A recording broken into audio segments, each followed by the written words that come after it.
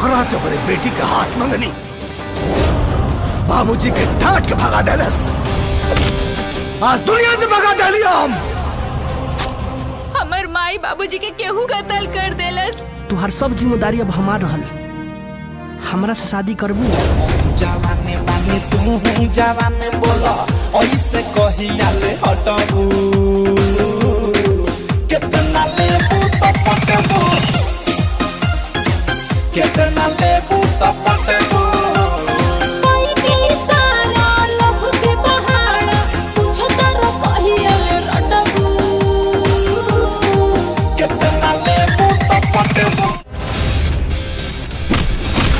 कितना जनी आइलन और गैलन तोहरा जैसन लोग।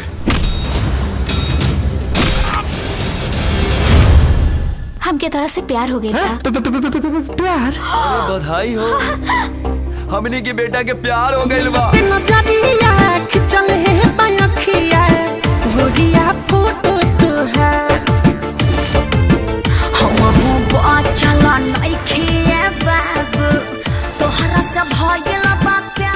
अरे काहू पुजारी के पीछे पड़ल बड़। मिलते नजरिया खिंचल है पायखिया गोरिया फोटो तो है। सही में मिलते नजरिया। देसी घी कुकुर के हजम ना होला।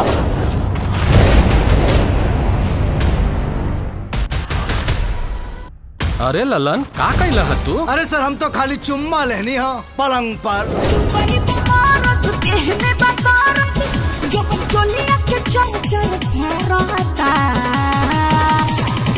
भतार खाली भतार खाली भतार खाली पैसा झारता देवरा बाबू मारता। ललन नाम है हमार, एक नंबर का कमीना है।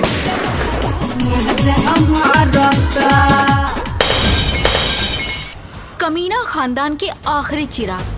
जितना भकभकाए के बा भकभकाला। एक दिन ऐसन जगह फूकब ना कि फुका जाइबा। पहले पहले बड़ा हमारा पातर ना बाबू चाहे मची है गोतर।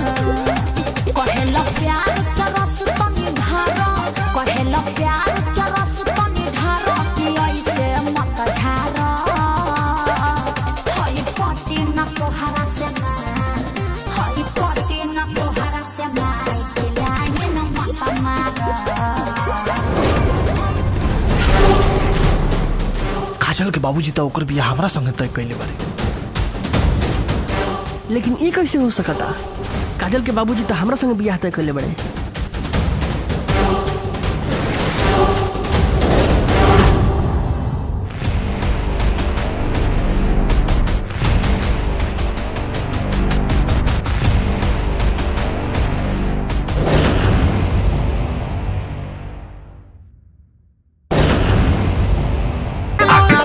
जवनिया के बूती सटकोरा में तोहरा हम सोती। गरमी बा बेसी देहिया हम खो जाता